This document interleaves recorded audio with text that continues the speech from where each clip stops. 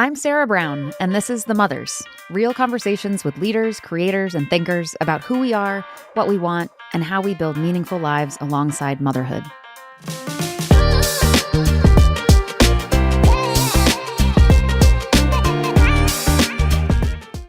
Hey everyone, welcome back to the next episode of The Mothers. I'm Sara Brown.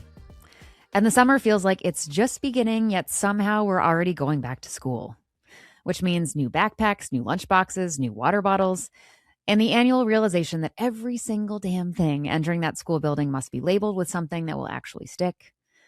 Enter Mabel's Labels. Mabel's Labels has been a fixture in our house for years.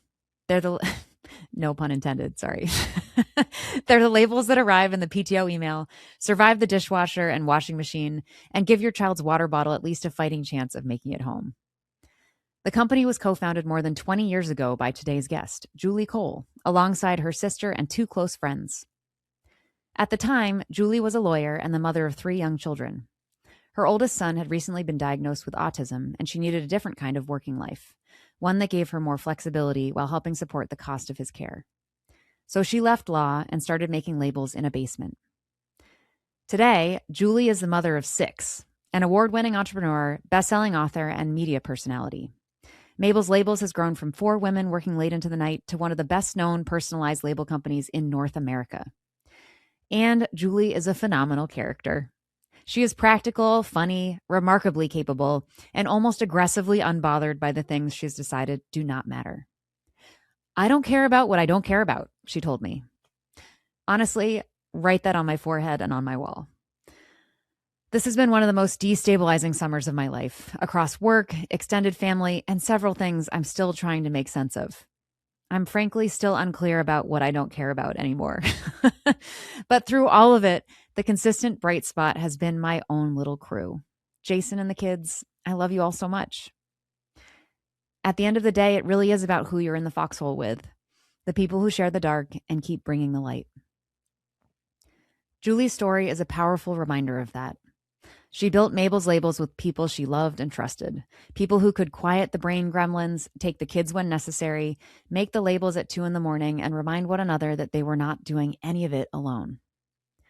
We talk about the power of team in business and at home, why quitting can be for winners, what fairness in a family actually looks like, and the enormous freedom that comes from deciding what you care about and letting the rest go. If this conversation resonates, please subscribe to The Mothers wherever you're listening, share the episode with someone who needs it, and follow us on Instagram at TheMothersPod. And now, please enjoy my conversation with Julie Cole.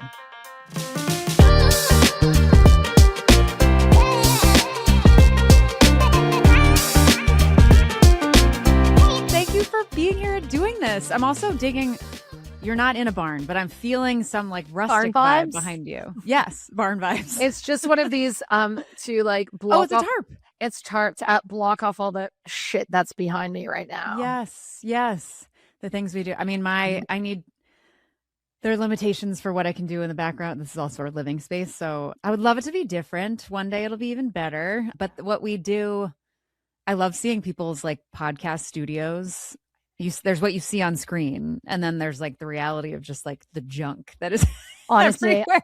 I once did a post on LinkedIn and it was hilarious. It was like me recording like for morning show or something, but it was at home and I'm on my big table, and then there's like, it's covered in folded laundry, like covered except for my one laptop, and it's just all, you know how it is. That's the thing. I know. Before we have our washer dryer, of course, is deep in the basement where I work, and it was running. And just as you jumped on, I was like, oh shit, I got to turn off the washer dryer. Exactly. Always. And I'm at home today too. Sometimes it's at the office. It can be a little bit, but whatever. Yes. Here we are. We make our best. We do. I think a lot about the, I forget some wonderful boss at one point told me the image of the duck calmly above water swimming around, but underneath is like, ah. That's us. Yeah. That's us. And now where are you? So easy. Where are you recording from? I am in Boston. You're in Boston. Okay. Boston, Massachusetts. Well, technically just outside in Newton, Massachusetts. I don't know if you know the Boston area, but it's one of the first suburbs kind of outside of Boston. So good. Yeah. And it's a little bit in the prep doc and stuff, but just so you know why the hell I'm here. So I have 3 kids, longtime working mother, had a long life. I'm a recovering. We'll talk about all these things. We're all recovering. You describe yourself as a recovered lawyer. Recovering. I'm impressed that it's done. Check. Great 12-step program. Yeah, exactly. I'm a recovering, I don't know, perfectionist achiever. Oh, all the things. You know, I did all the right things, and truly because I found me not to do the right thing, but just because I was motivated to. I liked getting better at the things. And you're a bit wired. Good. You know, maybe you're a bit wired that way. Yeah. So I went great schools, played a ton of soccer, was a professional athlete, and then I went to Google, and I was there for 12 years and had 3 kids while I was there. And with each kid, I'm sure we'll talk about this too, feminist awakening of like, is this how this works? Both the process and then everything after. And then done having kids, Google by American standards is a wonderful place to have kids, at least in my experience. And then when I was done doing that, I was like, is this still the place that fills my cup? And now I want to go do something that's feels like more personal impact on the world. Love it. Which is wonderful, but hard. But it's been a great pivot into the world of media and journalism. And both my parents are writers. I kind of grew up in this anti-corporate environment and where writing and journalism was like a real possibility as opposed to this fantasy career. Right. However, when your parents do it, you're never that into it. Always the way. Yeah. So in some ways, this is maybe a coming home to who I always was. But we'll see if it lasts. Love it. Well, there you go. Gotta throw it to the wall, see if it sticks, right? I mean, heck, why not? Yes. We've only got the one life. Exactly. Yeah. I mean, the real impetus for this show and this whole mission of finding the stories of highly accomplished women who also have big lives outside of that with children, telling their stories from a context of who they are as humans and how remarkable they are and what they wanted to achieve and what it all means to them and when it's too much and why they do it. I feel like the storylines around mothers and working mothers is either you hear only about the professional accomplishments in a business setting or you see them suffering on the playground. And miserable.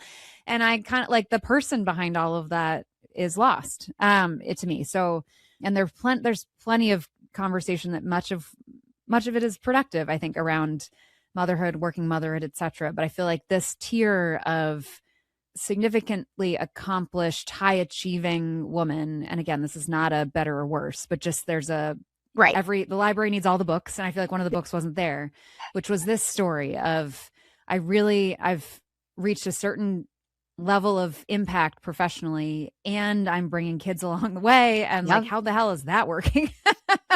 Right. How do I feel about it? And so anyway, so it's been wonderful to talk to really remarkable people. And I'm really excited to talk to you. Awesome. And Mabel's Labels has been like an intimate part of my life. Yay. Like the timing of this conversation. So we're recording in May. I think this will come out later in the summer, but prime time for all the damn camp prep. And camp prep. Then rolls right into back to school. Yes. Now, how old are your kiddos, Sarah? Oh, so our kids are, this is pop quiz. Okay. 11, almost 12. Yeah. I only have half as many as you do, so I shouldn't. That's all right. No, and there's no only before 3. So I have he'll be 12 in a month, and then a 9-year-old, and then a newly 5-year-old. Oh, okay. So you're out of the like diapers and all you're coming up for out air. Of the diapers. Yes. Yeah. And it does. Everyone always says that, like, it really does. You're never not on and needed. Your role does evolve. We can talk about that, and I can talk about how it actually parallels your growing business. Yeah. Yes. You start to delegate. You're not as hands-on. You kind of let them take risks and grow. And but it all, and it becomes a lot of mental labor too, as opposed to like I feel like the emotional physical labor and emotional. Yes. And it does fall the on mental moms. and emotional is always there. Yeah, physical element tapers a little bit. That's right. Like we're getting a full night's sleep. We're not like chasing toddlers around. It is physically less demanding, but then there are some emotional and mental and social stuff that can get a little trickier to navigate. Yes. Yeah. Always on, especially as you know, we'll talk about this, but well, it's one thing if you have work that's a little bit like clock in, clock out. If anyone's found that, tell me. Like, you're also what's this mythology you speak of? I know. But it is true to be building a company while also essentially building 3 kids, and a family over on top of it. It's a lot. but you'll tell me how to do it. Yeah. So I love one of my favorite parts of doing any of this is learning people's like stories. I really truly find everyone's journey to where they are now endlessly fascinating. And like, how did you make that choice and why? And that seemed like a really hard thing. And like, I love that. I mean, you'll flesh this out for me, but I love that there are a lot of different hats that you tried on early, and then Mabel's labels came, and that's been an incredibly long tenure, which is kind of unprecedented. I haven't seen a lot of people and a business surviving so long. And somehow you had 6 children. You wrote a book. You are a contributor in so many places. There's so many parts of you. I'd love to go back to early days, Julie. You're from Toronto, the party state above us? Yeah, the party exactly. Exactly. We welcome you. All right. So we were talking about going back to the early days, the origin story. Yeah. Canadian. I know you're back up north, I guess, from me now. But what was your early childhood like? Many siblings, a lot of kids running around. Oh, you're going one way of the oldest back. daughters. I'm just sort of curious. I think a lot of we don't have to sit there very long, but I think a lot of we are every age that we've ever been. I think and we're sort of always kind of like trying to move on from that or recover that person or whatever. Like I do think there's some programming that we have, and I think some of that does happen early. So I do. And I also do think that we are born with our personalities. And I know my mom would attest to this because she kept journals of us when we were babies. And at 3 months, it was like, Julie does not want to miss out on any of the action. She needs to be the center of attention. And that was, she just never wants to go to sleep. And then, one of my sisters who's a real introvert, it was like, my mom wrote, oh, she's not very verbal. She doesn't make a lot of noise. She doesn't want a lot of attention. And so my mom swears that we're born with our personalities. But I will say, I was born to my parents, really good people, both teachers. There were 4 of us. I'm very close with all my siblings. In fact, I started Mabel's Labels with one of them. And and the other was our operations manager for many years. And so it was it's funny when you ask about like going to the Wayback Machine, because it's something I spoke about actually recently on a Mother's Day podcast or interview. And I think something that, people often say with entrepreneurs who leave the traditional workforce and do something kind of brave, that they're so brave. And, a part of me feels that one of the privileges that people don't talk about. I mean, we talk about, how wealth is privilege or, your skin color, or like there are all sorts of economic things. But for me, a privilege that isn't talked about is having parents who were self-regulated and emotionally intelligent who raised you. And I had that. So I feel like I was well set up to be confident and feel like, I can do the things. So I think it takes a different level of bravery for people who don't have that. And I just like to sometimes acknowledge that. Very well said. I completely agree, and absolutely worth talking about. It's not often discussed. And I think more often than that, I feel like you hear these sort of success stories and they go back to the beginning, and there's like all this trauma that like they're kind of using work as a way to metabolize in some way that sometimes is healthy, sometimes. But very well said. So where were you in the birth order of these 4? I'm curious. Are you? Yeah. So I was number 3. So I'm like the middle, attention-seeking middle child. But we were all born very close in age. And, my sister lives 2 doors down from me. It's a bit of cousin palooza around here. She's got 3 kids. So it's been, we've remained very close through the years, and it was a nice experience. And I think, that's why when I went to have my family, I was like, I thought I'd have more, because people are always like, why did you have 6 kids? And I'm like, I had a good experience with siblings and a bigger family, 4 being kind of the smaller of the big families. Yeah. And also Daddy was one of 5. And we were like, we'll probably have like more than 2 and see how we go. And just, it went well. And enjoyed it. And I'm very type E. I don't get my knickers and not about much. My kids didn't really stress me out like the way they can a lot of people. Like I never, had to go and close the door and cry. I never like none of that really hit me. I was lucky I didn't have any sort of postpartum depression. I had easy pregnancies. There were a lot of my parents lived near me. I felt supported. So it was it was a good experience. And I did, I have enjoyed these babies, and I have enjoyed every age and stage. And now, we're this far along, and it's so wonderful seeing their relationships. I kind of feel like, they are just their own like little ecosystem. And Totally. because Totally. 5 of them are in college, 1 is left in high school. So when they're all home, it's a vibe. Incredible. Yeah. Yeah, it's a big grocery expense, but it's fun. I believe you. That's awesome. One minor tech thing. Your microphone is catching a little bit of like your breathing. Okay. Yeah. Okay. I don't know if it's. Let me just move it and see if there's anything.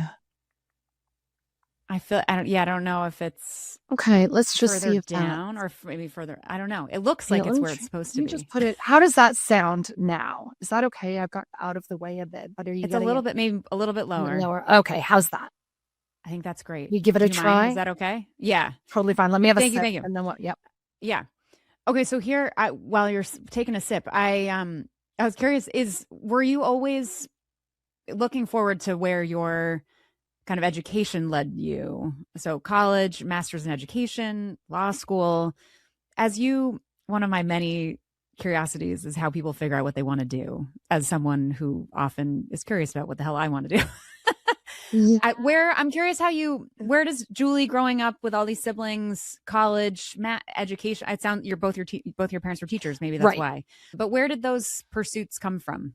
Or did they make sense to you at the time? Yeah, it's so funny. And it's interesting now because as I'm coaching my own kids through that, and some of them kind of get stressed out and they're like, I don't know, am I doing the right course? What I'm going to be when I grow up? What if I choose this and then I don't like it? I'm like, dude, I was like a lawyer and now I'm a label maker. Are you kidding me? Like, you'll be fine. Just, and my thing is like, just study what you love.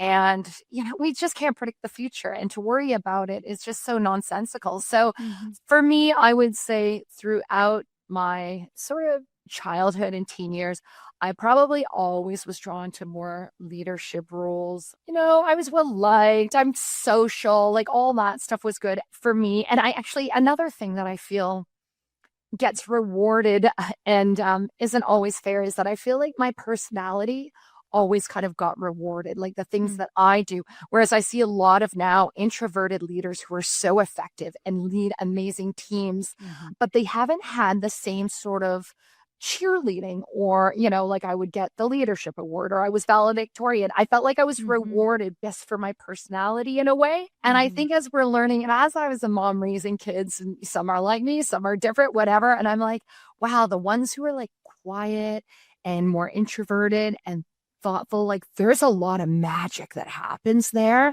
And people I think are always like, oh, they're shy, and it's like, they just take a minute, like that's okay. And also having raised some neurodiverse kids, my neurospicy ones might be a little bit different and not respond in ways that traditionally would get rewarded. So it is interesting to note that as well. Absolutely. Just as we're raising kids and we're in leadership positions in work, like pay attention to the quiet ones. They've got something very interesting to say. Give them the space and the time to process before you move on, right? So I went off to university, to college, and, loved it, had a great experience, very involved in, I ran residence halls, and I was very involved in student politics. And then, so I went on and did a master's in education administration because I thought I wanted to stay in that college space and maybe be like a dean of students. But I always kind of had law in the background, and I liked study and I liked student life. And I was in a position, again, this is a privilege where you can study more if you want, so I was able to study more. I've got some of my kids have friends whose parents are like, okay, you have to come out with a job. You have to be in there to be a nurse or you need a job at the end of it. And because I think, I was from a family that really valued education, and we didn't do things like go on expensive holidays. We didn't do that sort of thing. We kind of focused where our finances were, just aligned with our values, and education was one of those. So I was able to, have some fun and spend 10 years in post-secondary education. And so then I landed in law, which I liked, and I am very much a feminist, unapologetically. I, worked for Indigenous women's services. I volunteered at women's shelters. I did, a lot of sort of restraining order kind of work. I worked behind a bulletproof glass, like for the kind of clients. So I thought that would be my path, more than aid and working with women and families. And then, so what happens then? I have, a couple kids. My eldest child gets diagnosed with autism. So then I see the shift or want to do the shift of leaving the traditional workforce. I'd already been chatting with my sister and our two good friends from college who ended up marrying my brother and my young uncle. And we were talking about a product that was missing from the market. We were like, like good mom entrepreneurs, we should do this because nobody's doing it. And, we can fill this gap. And so when the lifestyle change needed to happen and we had this idea nagging away at us, it was like the perfect storm to say, let's go Mabel's Labels. And that's how it happened.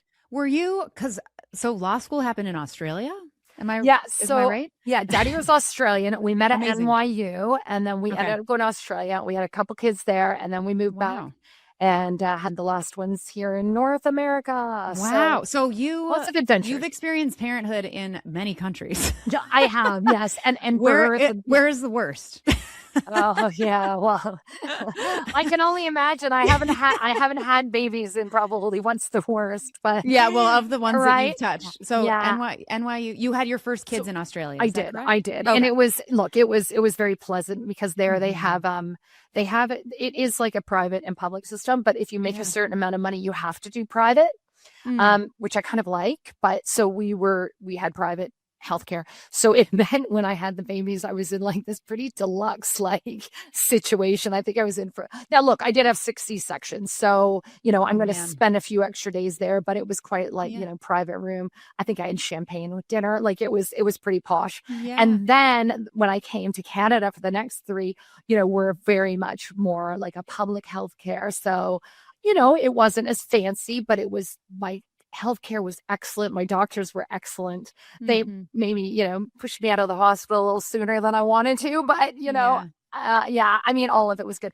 And people do often ask, with 6 C-sections does it get worse every time? And it really doesn't. Each one is of their own. The only thing that we really had to manage was I had to have the last few babies a couple weeks early because they don't want any pressure on your uterus if you go into labor and that sort of thing. But it was all good. All bunch of healthy kids, great births, deliveries, whatever. Good for you. Yeah. So you were lawyering alongside. Kind of walk me through what you were doing. What did your professional life look like with each kid? Yeah. So at that time, I had the first 3. So I was doing my law articles while pregnant. I had gone to law school. I had kids during law school. It's all a bit hazy now. Yeah, I'm sure. But when my eldest got diagnosed with autism, he had just turned 3. Okay. And he already had 2 younger siblings. So I did pack them in tight. So I was not working at that time because I had all sorts of humans. So it was a matter of not going back after my 4-month-old, Yeah. And then, so he got diagnosed and then it was okay, now it's advocacy, setting up programs, also managing his other siblings. And then, me and the gals sat down and we're like, okay, let's do a business plan. Let's take minutes. Let's get this show on the road. And there we are. Women are very we're really scrappy and we get things done. And sometimes I'm sure you do the same too. You reflect back, you're like, how, but you just do it. Right. Yeah. And you manage. Was it a big choice to not go back? This is something I struggle with is you invested so much time in sort of establishing certain careers. I feel like, and again, I'm curious how the geography of where you were played into this, because I think America has a very, you tell me, I feel like there's sort of high performance expectations of people, and it's a little manipulative. Is it intrinsic or is it extrinsic? I don't know. Yeah. But I'm curious. I think a lot of mothers that I've spoken with often they'll go through periods of all in work-wise, pivoting, sort of ramping up and down a little bit. And there's a sense of, it's not always a comfortable moment, even if it's what they want. I'm just curious if you can go back to that time where you're wow, 3 young kids. I had this big law career. Is it okay to not go back? And yeah, exactly. And you know what? I think there's a couple of things at play here. And I think one is that we have to remember, and I mentor a lot of young entrepreneurs and women who do that shift or that pivot. And I think the thing you have to remember is not to regret any of that stuff, because I think I have brought so many of the lessons and even the mindset and the way of thinking, the way my brain is and what I've learned, I have brought that to what I do now. And so I don't think you can ever, and I mean, Sarah, there was that moment where I was like, oh my God, law school was so hard and all I do is freaking change diapers and make labels. No question about it, right? But you're also doing things like putting together a shareholders agreement. You're doing, research, you're doing problem solving, you're doing crisis management, you're managing people. Like there's so many lessons that you've learned that you bring and apply. And so I think you just have to have that perspective that every step of the way, you're learning something to bring to the next thing you do. So it's never, ever a waste. But yeah, certainly you think, gosh, what am I doing? Like, I'm not now getting a salary. We're not going on a holiday. I'm just like in the basement making labels with my gals and like till 2 a.m. and getting up at 6 with kids. And, it's not like people romanticize entrepreneurship, right? They think it's all like TED Talks and book deals, but it's like making labels in a basement and like not going on a holiday. That's what it really looks like. It's not like pouring a glass of wine and throwing Netflix on when the kids are in bed. It's like not lying down with the kids to let them fall asleep, because if you fall asleep, you're going to lose your best 4 hours of work of the day, right? Yeah. There is all that. So you do question it. For us, it was something we were really passionate about. We had each other. And I think, that solo entrepreneur gig could be very lonely. Having each other was probably a bit of that superpower that we had. And also from an early growth perspective, we could divide and conquer. And we had lots of different talents and brains at the table, right? And also that could be tricky to navigate too, right? Because you got lots of brains. But I think for us, it worked out well. And the other thing too is that you're also dealing with whatever maybe generational money, stability, trauma that your family has. So like, for instance, my grandparents moved from Ireland in 1950 with their family. One was my mother, and they set up shop, and all grandpa wanted was security. He worked at the steel mill. He had this on the weekends. He was doing contracting on the side. I mean, this man worked constantly just to provide for his family and have stability. So when we're saying to grandma and grandpa, my sister's going to quit her teaching job and I'm leaving law to make labels in a basement, they're losing their minds because, they just see it as so risky. All they wanted was stability. So I think a lot of people need to also work through when they're doing that pivot and doing the next thing. They're going to get a lot of naysayers, and it's not because they don't believe in you and they don't trust you. They just are like, they just want the best for you, and they want you to be able to pay your mortgage. They want you to be able to send your kids to college. And, and so I think there's a lot of that has to be processed too, that people sometimes don't think about when they are doing that pivot and maybe leaving corporate to do the stay-at-home thing. And you are thinking about, well, what happens then when they grow up and I want to go back? Have I lost too much time? Can I catch up? What about that, like that maternal gap that happens in the workplace? But again, I think mothers are very equipped to go back to the workplace because there's a lot of lessons in caregiving that you bring to the workforce. Again, that problem solving that, so I think, mothers we know mothers are excellent employees. Oh, yeah. Yeah. I mean, we know that. Yeah. You're lucky to have us. I completely agree. Right. You talk about essentially the team, the we-ness that you were doing this together, which I'm such a team person. I cannot understand this more, but what was it like? How did they show up for you? And who are you referring to when you're saying we were in it together? Yeah. So it was my co-founders, right? So it was like my sister and then those two friends who were my brother and my young uncle. And, some were on mat leave at the time, some were working full time and we were all juggling lots of things. We, young and figuring this out. But the way that we could show up was that, we understood each other. So if somebody had the sick kid, it was, we get it. We got you, girl. Or if somebody was having a baby, it'd be like, okay, don't come make labels and we'll drop a meal around. We would just, or I'd be like, drop the kids off to me. If you guys need to do labels all day, come, I'll tag team the kids, drop them all to me and you guys go and research new equipment or whatever. So being able to do that, and keep in mind too, this is 23 years ago. So there was a lot going there. There weren't podcasts we could listen to and learn. There wasn't social media where we could connect with people. If we were going to pick brains of other entrepreneurs, it was literally turning up some chamber event and talking to an old white guy. And that was not relatable. Right. So at least we had each other who understood the struggles of, and the demands that were different to the traditional workforce when you're an entrepreneur. I look back in what you're describing and I think, oh, wow, so simple. And of course it wasn't. Can you compare, contrast, imagine starting Mabel's Labels or whatever it would be today. Would you rather have started your business back then or now? I love what we did. And I do look at it like the good old days. It was a special time and it wasn't easy. And I'm not glamorizing it at all, but it was simpler times. And it was fun to be like, we'd be making those labels at 2 a.m., having some laughs and just being like, oh, we're ridiculous. What have we done? Who let us, who didn't stop us from doing this, right? Yeah. And our kids were little and it was kind of magical and hard and all that too. But it's interesting now because, as I said, I do a lot of mentoring and I'm, really part of that entrepreneurship and small business ecosystem and speak at a lot of events. And it's wild. I was at like Ecom North not that long ago. And I think about some of the things that took us so long to figure out. And these kids now are like just hopping on AI. I'm like, what you just did there, that took us 6 months of hard labor, to create that. Right. And just even like we were an e-commerce company. So back then, we had to have a website. We were nerds, we had to we ended up having nerdy friends who were able to make a website for us. But, it was even a time where people were nervous about putting their visa into the computer machine. So we were navigating a lot of that early e-commerce, stuff.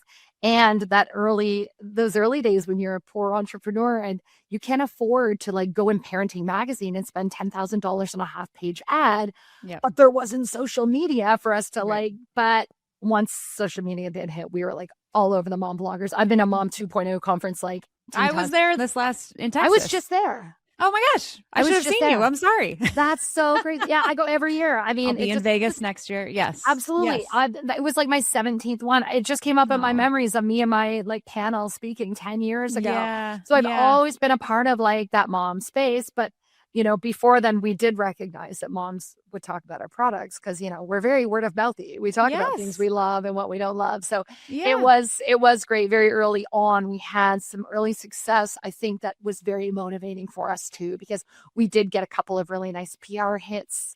And in magazines where people are like, oh my gosh, look at what these 4 moms have created. Every mother needs us, it's back to school. Totally. So we got some nice stuff there. And then even our product just seen in the wild, a kid would have it at soccer and mom would see it and be like, where did you get that for your kid? So all of that was happening. But definitely when social media hit, it really brought that word of mouth online. Yeah. And it was a bit of the Wild West because we could afford it. I couldn't afford an ad, but I could afford to like tweet a producer of the Today Show and be like, hey. Yeah. It's helpful to think of. I'm an I was born in the wrong generation. I tolerate social media. I understand that it has its use case. To me, the perils are now the classic, like now everyone has a microphone. There are a million people trying to start things. It looks like they're all going better than yours. Like all of the things, like with all of the opportunity, it means there's so many more people out there. There's something that I love the idea of you with 3 co-founders in the basement, wine or no wine.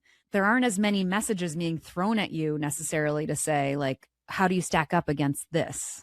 Yeah. Is that true or am I being idealistic? Look, I think a couple of things. Of course, it didn't take long before we were ripped off and, there's like a ton of label companies now. But if you remain innovative, the most innovative, if your product is the best, if you are connecting with your customers, if you're giving them what they want, if you have relationships, if you're being visible, I mean, your story is what's going to separate you from your competitors. And I do think, bringing that personal brand is ever more important.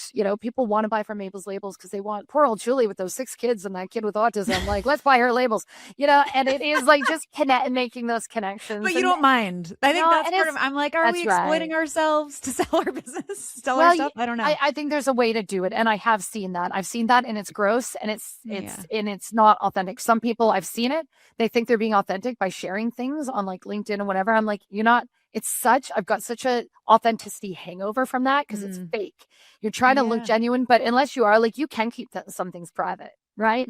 But do share the lessons, share what you're learning, share, like, people want to peek under the covers of them brands that they're buying from. So totally, live out loud. I mean, I know, and sometimes that's not comfortable for CEOs or founders or whatever, but you know what, sorry. Like, Yeah. like people are like, even people who are uncomfortable with social media, I'm like, that's fine. But people are talking about your industry and your Correct. products. Do you want to be there or not? Like, that's Oh your my God, I call. know. My first kind of real job was in PR, and that was the message we always said was Yeah. like, they're going to be talking about you anyway. Don't you want Yeah. to be out there to manage the conversation? That's It's true. and you can do things that in a way that you're comfortable with. Like, so maybe you don't want to go on TV and talk about whatever, but you might say, okay, part of my marketing plan about my personal brand and some visibility is I'm going to ask to go on 3 podcasts a month, or I'm going to Mm-hmm. ask to write this, or I'm going to start a Substack, or I'm going to do what can you do just to be a little bit more visible Yeah, in a comfortable way. totally. So I want to, the earlier days of Mabel's Labels, I often tell myself this idea of like, it's always darkest just before the dawn. What was a moment where, or was it a series? Do you remember a time where you started to go from, is this anything? Is this working to this is something and this will work? Or do you remember that phase? Yeah, Or I did it not go mean, that way? yeah, no, you for sure have those moments. Like I can remember lying in bed going, what have we done? Like why Mm. what but I will say because we had some early indicators that it made sense, that our Hmm. product was making sense to the market, that I don't think we ever felt that like despair of Hmm. like, oh, this is never going to work. And we could, like, when one of us was being a naysayer, being like a Debbie Downer, the others would be like, hey, no, we got this. Yep. And that is the thing with solo entrepreneurs too. Like those brain gremlins can get at you and tell you you're not worthy or whatever. So sometimes, like when that's happening, that's why it's so important to have a network so that Hmm. you're not making it so hard on yourself and you're shutting those brain gremlins down when they lie to you sometimes, right? Yes. So you've Yes. got to make sure that you're talking to people and you're connecting. And so that was something where if one of us was feeling like, what have we done? The others were there to rally.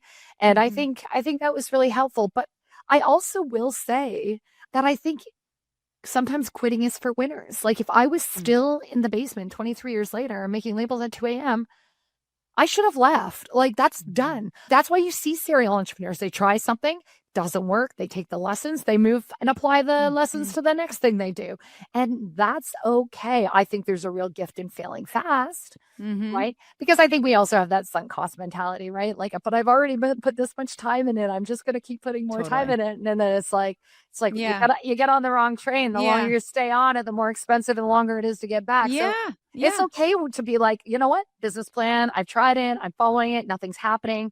I've made these shifts. It's still, maybe it's the economy. Maybe it's the Yeah. time. Maybe I don't have the skill set. Maybe I have to do a key hire. But you know what? It's okay to leave. And I think Hmm. there's a real skill in knowing when to leave at the right time. Yeah. 100%. There's a fun book about quitting coming out from this Oh, wonderful um, ooh, Harvard educated, New York Times writer, yeah, excellent athlete runner, all about quitting. That is yeah, this. It's basically like, actually, maybe it's not the worst thing. yeah. Maybe it's a gift to yourself. But the idea of finding your way through these harder times, I was curious if you could, how your, I'm thinking about this now. Like when you move into a business to start a new thing, how do you define what success is, both within the Right, context of the business and then also how it affects, like, you have a whole life that's a part of right. this also. Mhm. I was wondering if you could talk a little bit about how your definition of success kind of evolved probably over time with Mabel's Labels, and because you said you were like, we're following the business plan. If it's not working, then we'll bail. Essentially, I'm oversimplifying. But how Well, did we you? were never going to. I'm just saying Yeah, that because we had enough evidence that it was going yeah, to stick. totally, Mabel's label totally. but I'm just saying, like, for other people, it's okay if it doesn't, you've got to be following. So I think there's a lot of things. I mean, success can mean different things to different people, obviously, because you've got to Yeah. ask, like, why am I doing this? Right. So Yes. for me, success in those early days was okay, so we're growing. Right. And then when we started getting more meaningful, like at first we're like, let's just see how this goes. We'll say we're going to grow by this much, but we don't really know. And we Hmm. also don't know what our cycle looks like, right? We don't know that, oh, at back to school, it's a gong show. Oh, at camp Hmm. season, oh, but January's quiet. So how are we going to fill that? So once Hmm. you're learning your cycle, that takes a little bit of time too. So for us, for sure, it was growth defines success. Also, like how many hires successfully handing off things as time went by, which can be hard for entrepreneurs. We want to hold on to all of it was okay hiring the worker bees who made the labels and packed them up. But then when we hire managers, it's very hard not to micromanage them. So being able to successfully hand off some of those bigger things so that you can be working so hard on the business, not so much in the business. I think when our last partner quit their day job, that was a really momentous moment for us, because then we're like, oh, wow, we're actually paying ourselves a bit of salary now. And enough that this person can quit their job and like, we're doing okay. And then of course, for me, I'm like, how is my family? Is this working for us? How is my son doing? Am I finding the balance and I'm going crazy or am I good? Like, how is it working for us? Are we able to manage? And that was, that was always doing like temp checks about that. So Can you tell me more about that? Because that's something I feel like a lot of people that are listening are people who are high performing on all aspects of their life, like really want to be excellent, not to get the trophy, but that all parts of their life that they've now, once you have kids, you're operating within constraints, obviously. So the things that get time are very important to us. And we want to honor that and respect that and invest in that correctly. But building a business, having a big career, in a way that's sort of outside of your control, that can balloon in a lot of ways and pull you in a lot of directions. I was curious how the checking in that you did and what the role of Mabel's labels, what that took on in your life. And something that I wrestle with is a lot of this idea. There's sort of the stability of a traditional job is in some ways a very generous thing to do. I'm highly qualified in a lot of different things. I could go get a paycheck on a regular basis, but I might not be happy. But the family might be more stable. Yeah. Now pursuing something that is more personally fulfilling, or exciting or whatever, insert like blank here, fill in the blank here, but it has a different sort of tax on the broader family sometimes that means mom's more fulfilled, but maybe she's a little more scattered or personally invested in what she's doing outside of like life with, in my case, husband and kids. So I don't know if you could talk about that side of things, about how to make work.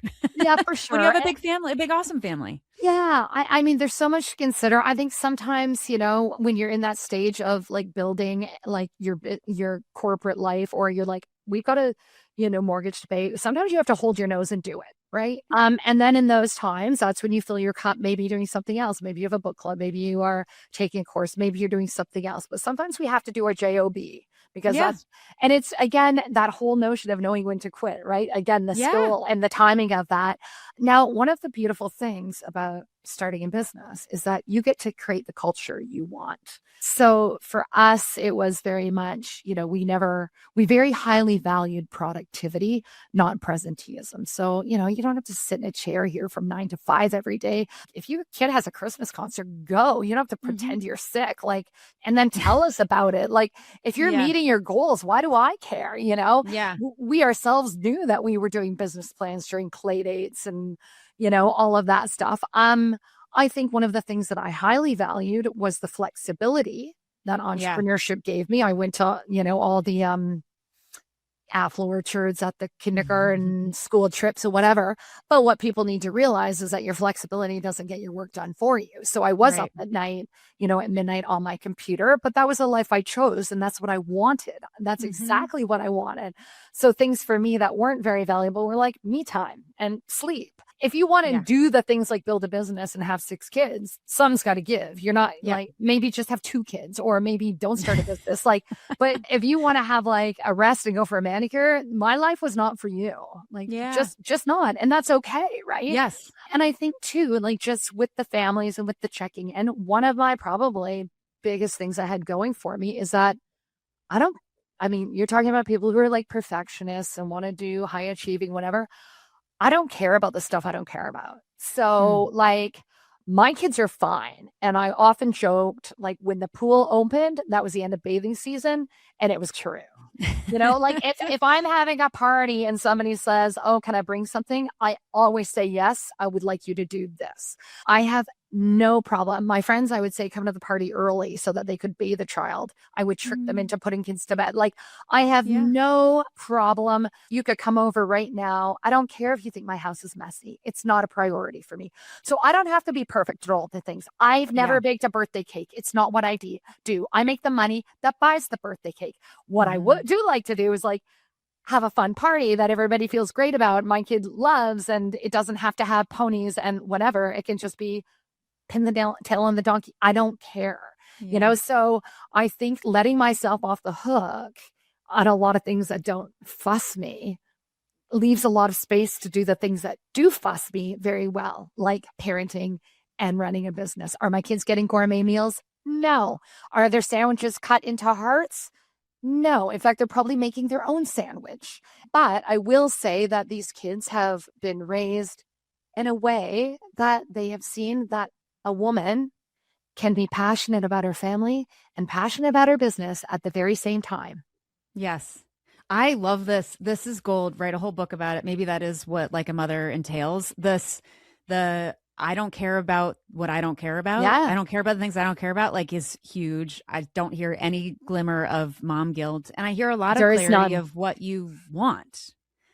Is that true from the beginning? Like, I think that's where when I get, no offense to my friends, but when I get frustrated with this sort of mom guiltishness, and I understand to a degree, but there's part of it, it's like, you have to kind of you have to make a choice and kind of own guilt, other sides about it. Yeah. I don't get it. Like, I don't have mom guilt. I gave it up 5 kids ago. Like, I just don't, because what would I feel guilty for? Okay. So maybe I'm feeling like, oh, I haven't spent enough time with that kid, or we need to. So then I make a change. I'm like, you know what, dude, you hop in the car with me, come to the groceries with me. I feel like you said something yesterday I didn't follow up on that I want to check in on. And then we have that moment, or, like, there are ways. And also, like, what's mom guilt about? Often it's about caring about what people think. And, so if you're following somebody on social who just looks like the perfect mom, they make you feel like crap, unfollow them. Like, curate a list curate your feed that makes you feel good. I mean, and also, like, the thing is, I screw up for sure. I mean, we all do. And then I apologize and I tell my kids what I learned from it. And then we move on. And that's why there's no shame in my game. And my kids apologize. Like, they make mistakes. They never lie to me, because you're allowed to make mistakes. Yeah. We honor that. It sounds like you have a very healthy sense of self-worth, that's not contingent necessarily on something else. I mean, I think I've got a good, like, I think that my secret sauce is like that whole, if you just try not to care what people think, and sometimes it takes practice. And I am at an age now where, like, when you hit the menopause, you have 0 shits to give. But I probably have I've always probably known that, like, I'm the boss of my family. I know what's best for them. I'm the mother. Like, I'm good. And I'll make mistakes, and that's okay. And the weird thing too, Sarah, is that, like, what actually happens and what they think happens can be totally different. So it kind of lets you off the hook. I'm going to give you an example. My kid was learning to drive, and we're driving along, and he stops at a stop sign. He's like, yeah, I have to work really hard to make sure I stop, because you and dad always do rolling stops. And I'm like, what are you talking about? He goes, well, you and dad never stop at stop signs. And I'm like, look, there are things that I do poorly when I drive, but I always stop at stop signs. But I can't convince him of that. I'm not going to try and, if that's his perception, that's his reality. So I'm just like, oh, I'm going to have to start paying attention to that. Yeah. Right. So I think, what, like, when our kids come back and say, oh, you never, it'll be like, oh, okay. Sorry that hurt you. Yes. Or we do a lot of, like, storyline correction. We're like, no, like, your sister didn't push you down the stairs. You tripped. Yeah.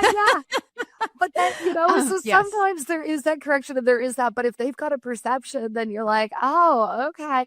So the things that we sometimes think are a really big deal are not a big deal to them. And then sometimes we think something's nothing, and then they throw it back at you. You're like, really? That's how that landed? Interesting. Yeah. So yes, totally. Kind of freeing, really. Yeah. How did, if I can ask, and we can cut this totally. I'm part of the effort behind this is sort of like pulling things out of the closet and sort of putting it out a lot of the conversations we get into are the ones that would otherwise be sort of hush hush in the corners of like the CEO's office. And I think that's a disservice to people that are trying to grow into these roles or take on these things. So I was just curious if like I wanted to kind of, I don't know, get a flavor of partnership at home is, I think, really can be a really important foundational thing for building a business, building a family. And I feel like you stretched in a lot of ways, which are incredible. And I was curious if you'd be willing to talk a little bit about how growing a business, growing a family can be hard at home. Yeah. And how to, I don't know if it's lessons or if it's wisdom you've learned about yourself from that, but it's something I do think it's a team. This is a team experience. And I think I can speak to my experience. Yeah. Yeah. I'd love to kind of hear that if that's okay. Thank you. Yeah. So I think one of the things when you go to start a business or do a pivot or a shift out of corporate or whatever is that if you have a partner or a family, you better manage those expectations. Like, what is this going to really look like? Because if you come home and you're like, hey, babe, I'm going to start making labels in a basement. So once the kids are in bed, I'm going to disappear for hours at a time. We're not going to be able to, we're going to do without a salary. We're going, like, what's that really going to look like? Because if they're not on board with that and super supportive and behind you, the business will fail or the relationship will fail. And I find that with kids too, like even in those early days, like I remember when cell phones came out and telling the kids, okay, look, I'm coming to your hockey game, but I have to do two things. I need to do one email and I got to take one phone call. So if you look up and I'm looking at my phone, those are the two things that I'm doing. And then I would stick to it. Right. So I don't want to get a goal and look up and I'm just like this, I want to be, but I would just, as long as you manage the expectations and they understand and they're on board for it. And also, I mean, I think with any family, when it's a working family and both partners are working, there has to be some really good communication about, who's doing what roles. And I do see things fall apart because we know that households aren't run democratically and women are carrying the invisible load and doing the things. Like I know for us, Daddy-O would find out which dance classes the kids were in at the recital. And he'd be like, oh, that one does tap now. And I'm like, yeah, for 2 years. Yeah. Or, but I was that person and I actually liked it that way. In fact, as like the default parent, I really, it sounds terrible, but I loved it. Like I would do things like if I got up with sick kids in the night, I didn't wake him up. I dealt with the sick kids. And I can remember once he got up in the morning, he's like, oh, how was the night? And I was like, oh, I had 4 pukers. But I didn't, because the fact of the matter was I needed him to turn up to work and be on, because that was our salary. That was our bread and butter. So I purposefully, people would be like, oh, well, why doesn't he do that? I'm like, because somebody's got to keep this ship afloat. Somebody's got to pay for my son's therapy, which was $40,000 a year at the time. Yeah. And I didn't want to do without that. I was like, he's partner tracked. I need him to make partner so that we can do like, so I didn't mind. And those are conversations, like obviously now, if getting up in the night is hard for you, I did have that thing where I could go on very little sleep. It was weird. It was weird. But, you have to be having those conversations about who's going to manage one, because resentment can build in. And I think the other thing too that I learned was you do need help. I went a long time without help. And I got a nanny when the 5th kid turned 1, and that was 3 kids too late. And I think that was maybe my little downfall of being like, I can do all the things, well, I'm not in the traditional workforce, but I also was thinking about money. I'm like, started a company. We've got Daddy-O's salary, but can I be paying for childcare while I try and do the business that I'm doing so I can be home with my kids? But I think you have to really be like, you have to be very intentional about get somebody to clean your house, be very organized, do the meal prep, do all that stuff, because it's really going to be helpful. And it's really going to be helpful if you do get your kids to be independent. Short-term easy is long-term hard. So, the sooner you teach them to help out and give them chores and be independent, getting dressed. And of course, when you have 6 kids, you have to do that, right?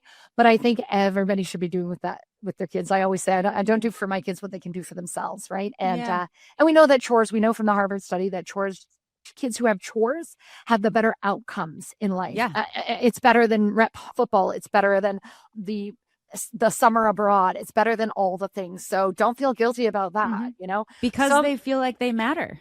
And they do. And they learn important Yes. skills. They're better roommates. Yes. They're better partners like at university, the college. They're just better people. So a lot of parents aren't giving their kids chores because they're trying to be like, oh, well, you should be at dance 20 hours a week, or you should be at cheer, or you should be at this. And it's like, kids can play on the street, and kids can go to the park and they can play street hockey and they can play in their very own city. Give them the chores. Yeah.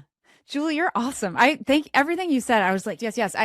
Everything you said, especially personally, the point that you made about, there were times where you would get up in the middle of the night the entire time and wouldn't wake up your husband, and because he had to go to work. And I think there's a confusion a little bit out there about what fairness really means and what an equitable household looks like. And I certainly learned this from one kid to the next better, because my first kid, I was like, if I'm going to be up, you're going to fucking be up. Like, I know. It wasn't nice about it. It's just not useful. Like, I see that. I've got friends like that. Like, when they would get up to breastfeed, they would make and I'm like, why would you both be tired?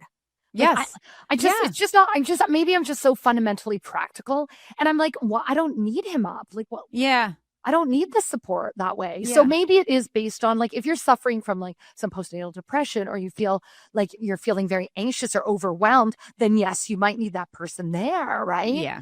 But then they are going to go to work tired and maybe not perform as well and not get the raise. And like, there's lots of these things to think about, right? Totally. The zooming out is something that, again, with each kid, I became wiser. And I do think that in any given moment, it's not going to feel fair, but you have to zoom out and say, in aggregate, does this make sense? Right. And exactly as you articulated, he's working and making the money for the house in this time.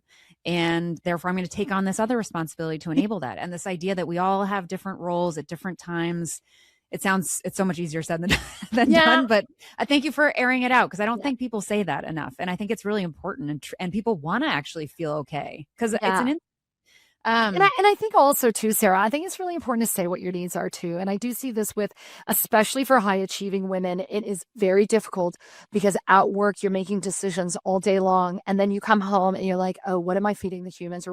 Or they'll be, we just had Mother's Day. It'll be like, what do you want for Mother's Day? Don't make me make one more decision. Like, just tell me what. So it is hard when, a lot of dudes will be like, well, if you just tell me what to do, I'll do it. It's like, no, see and do.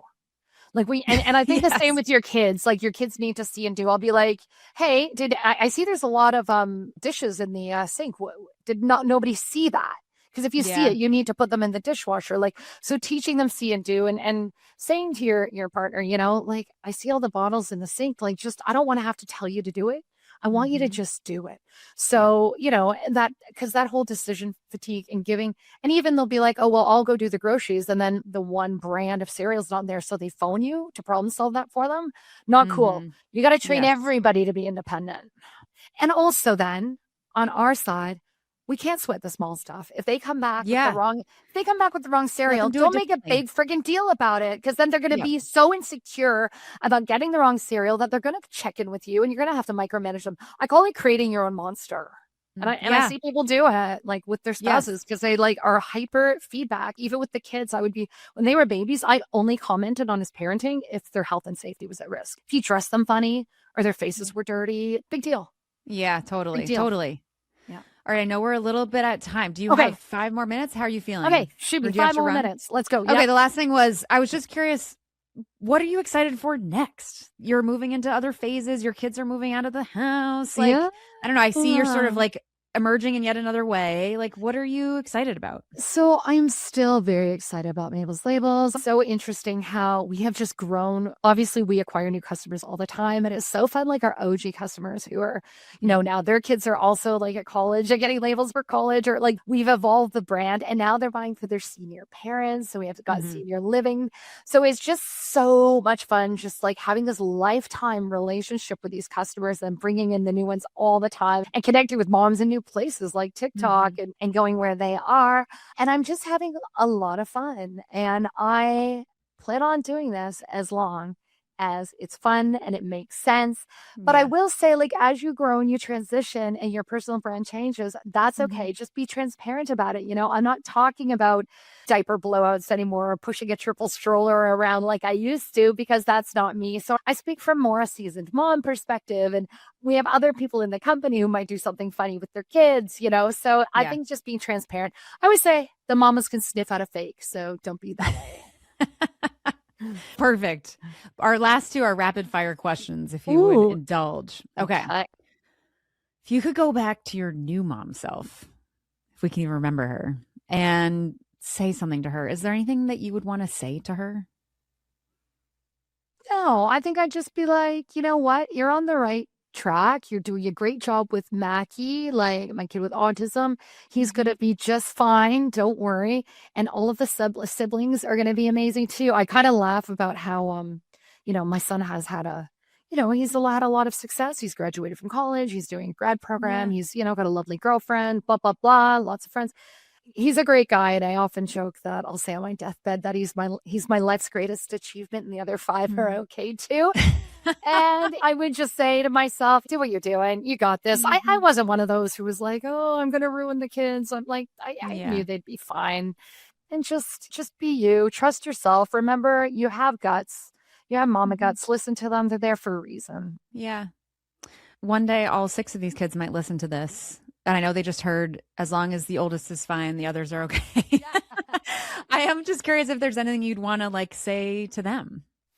Oh, gosh, they know everything. I mean, they've just been such an important part of this journey. They've seen this company grow. They've all worked summer jobs at Mabel's Labels. They've been to I brought a baby to Mom 2.0. They've been to so many things. It's just really a part of their lifestyle. And they've made it all worth it. It's just been such a journey. It's such a great ride. Yeah. Well, you've harvested so much wisdom from all of it. And thank you for taking it and sharing it in all the ways that you have. That's probably fulfilling, I imagine, as I've done all this and it's continues to be worth it for many new reasons. So thank you for finding those and articulating them so well. I took many notes. I'm excited. There's so many good nuggets in here. So thank you very much. And everyone buy Mabel's Labels. That's right. Julie will be there as long as Mabel's Labels stick on those clothes longer than any other label. Mabel'sLabels.com. Sarah, thank you so much for having me. I really enjoyed our chat. Thank you. This was fun. Have a great rest of your day. You too.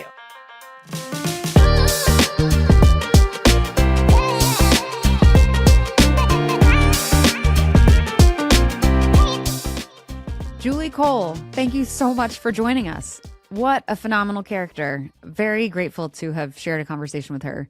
She gives me, not that I've interviewed her yet, although manifesting, but very Sarah Blakely Spanx founder vibes of this woman who's just remarkably capable of continuing on, forging ahead, and finding a way. And also has sort of a glow about doing it because it seems fun. This is all fun and exciting. So if they're not friends, I feel like they would definitely cut from the same cloth. 3 takeaways for me. One, that we've sort of hit on in other interviews too, but I love hearing in all these different contexts, but the importance of team. And I just loved hearing her talk about starting this business essentially with, family and friends, and how much they reinforced each other, supported each other. The brain gremlins, I forget exactly what she described it, but solopreneurship, you can really get in your head, speaking for a friend, about, is this working? Is it not? Did I make the right choices? Did I not? And it's just so helpful just to have other bodies in the room to calibrate against. So proud of that. I think that's true, team on the business side. And then she talked wonderfully, honestly, about partnership at home, which we can all have great ideals, doesn't always work out perfectly, but I really admired her sense of, we all have a role to play. And I emphasized it in the conversation, but something I did think about in my own personal life is, along the way, I would often get up in the middle of the night exclusively and kind of suffer through this. And that meant, especially when I was on maternity leave. And there's a lot of messaging where that shouldn't be okay. But I also think it can be reasonable and practical. Just as Julie said, if your spouse is the one that's going off to work and needs to function, and you are in this current moment not doing that, then it's okay to kind of suffer and be tired. I don't know. It's all about sort of how does this all work? How does this all work together with all of us? So that was one. The other piece, I love that she said this. Quitting can be for winners too, or quitting is for winners.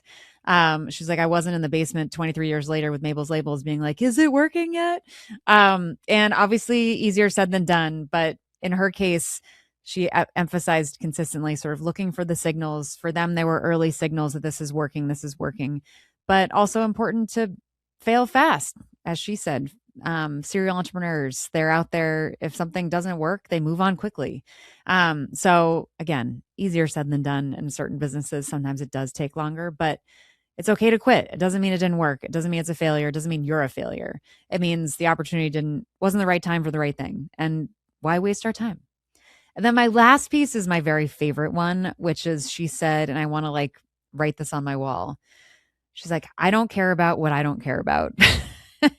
And this unbothered, passionate woman is who I aspire to be. And wouldn't it be so nice to be able to feel so clearly that I care about what I care about, and I'm not going to waste my time and energy and swirl on the things that I don't actually care about. And as she mentioned, we got a little bit into mom guilt, and she was like, I just don't have that. I don't understand it. And the idea that often it comes from perceptions of things that you maybe the shoulds is often a source of guilt. There are many, we've talked about this in many ways in other conversations, so it's not always as clean as that. But going back to not caring about what you don't care about, just don't care about it. So simple. All right, Julie Cole, Mabel's Labels. You can get them at mabelslabels.com. They are wonderfully plugged into the PTO emails that I get from our kids' school. I wonder if that's true